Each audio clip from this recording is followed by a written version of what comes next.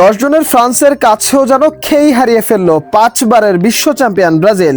শুরুটা রাতের, কিন্তু গল্পটা ইতিহাসের।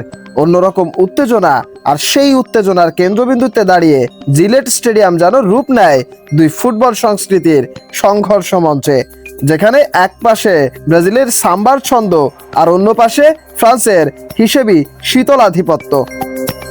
শুরুর বাঁশি বাজার পর থেকেই ম্যাচের গতি নিয়ন্ত্রণে নেওয়ার চেষ্টা করে ব্রাজিল।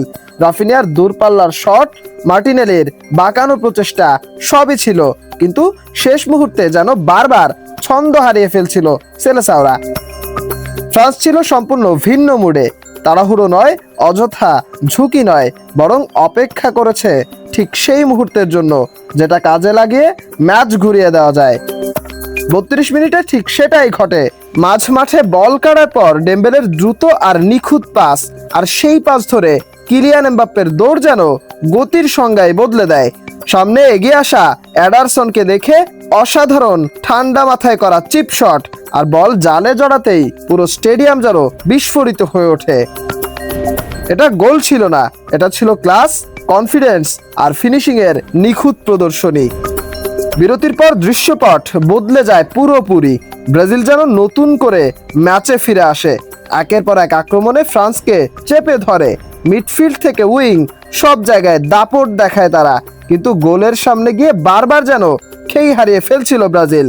55 মিনিটে উপামেকানোর লাল কার্ড ম্যাচে নতুন নাটক যোগ করে, কারণ 10 জনে নেমে পড়া ফ্রান্সের বিপক্ষে তখন মনে হচ্ছিল এই তো সুযোগ, এখান থেকেই ম্যাচ ঘুরিয়ে দেবে ব্রাজিল। কিন্তু বড় দলের পরিচয় ঠিক এখানেই।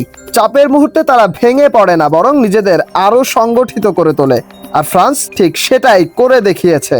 65 মিনিটে মাইকেল ওলিজের চোখ ধাঁধানো থ্রু পাস, ডিফেন্স কেটে বেরিয়ে আসা হুগো একিটিকে, আর তার শান্ত নির্ভুল ফিনিশ। স্কোর লাইন 2-0, আর ব্রাজিলের উপর যেন নেমে আসে হতাশার ভারী ছায়া। 78 মিনিটে ব্রেমারের গোল ব্রাজিলকে আবারও আশা দেখায়, ম্যাচে ফেরার একটা দরজা খুলে দেয়। আর শেষ মুহূর্তগুলোতে বক্সের চারপাশে চাপ, উত্তেজনা, অস্থিরতা সবই তৈরি হয়, কিন্তু যে জিনিসটা সবচেয়ে বেশি দরকার ছিল ঠিক সেই সমতার গোলেরই দেখা পায়নি ব্রাজিল। শেষ বাঁশি বাজতেই নিশ্চিত হয়ে যায় এই রাতটা ফ্রান্সের। এই ম্যাচ শুধু স্কোর লাইনের গল্প না, এটা মানসিক দৃঢ়তা, গেম ম্যানেজমেন্ট আর সুযোগ কাজে লাগানোর নিখুঁত উদাহরণ, যেখানে একজন কম খেলোয়াড় নিয়েও ফ্রান্স দেখিয়ে দিয়েছে কেন তারা বিশ্বকাপের অন্যতম ফেভারিট দল।